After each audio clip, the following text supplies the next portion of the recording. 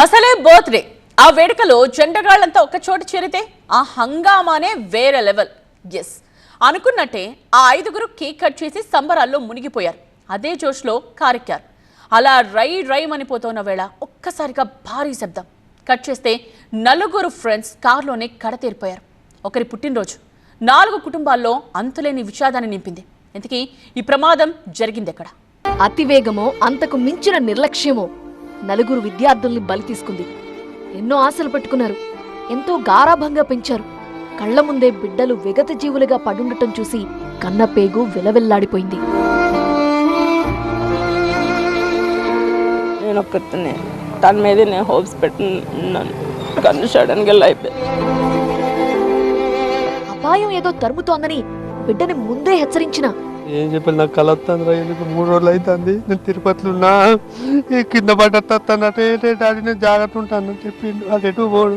JEE aspirants కోసం mini JEE mock test జరగబోతోంది. తెలుగు రాష్ట్రాలకు చెందిన అందరూ జనవరి 11న ఈ మినీ జేఈ మాక్ టెస్ట్ కి రిజిస్టర్ చేసుకోండి. కన్నవాళ్ల గుండె వేదన అక్కడున్న వాళ్ళందరినీ కదిలించింది. ఏ కుటుంబాన్ని కదిపినా కన్నీటి సుడులే. ఒక్క బర్త్డే వేడుక నలుగురిని పొట్టన పెట్టుకుంది. ఒక్క ప్రమాదం 4 కుటుంబాలకు గుండె కోత మిగిల్చింది.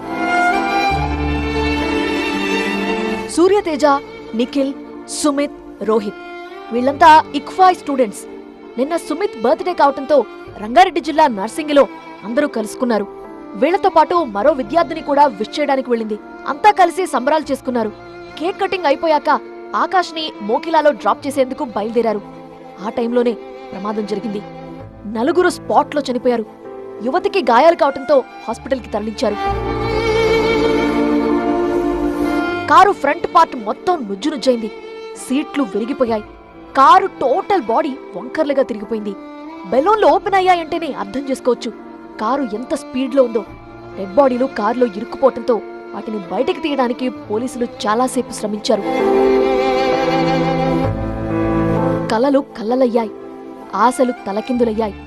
ఎన్నో ఆశలతో పెంచి పెద్ద చేసిన పిల్లలు రక్తపు గాయాలతో మార్చరీలో పడున్న తీరు చూసి అమ్మా నాన్నలు, బంధువులు గుండెలు పగిలేలా రోధించారు.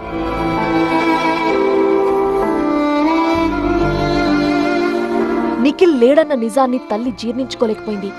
భర్త పోయినా కొడుకున్నాడులే అని ధైర్యం చెప్పుకుంది. కాని ఇప్పుడు ఆ బిడ్డ కూడా దూరం కావటంతో తల్లి గుండె తల్లడిల్లిపోతోంది.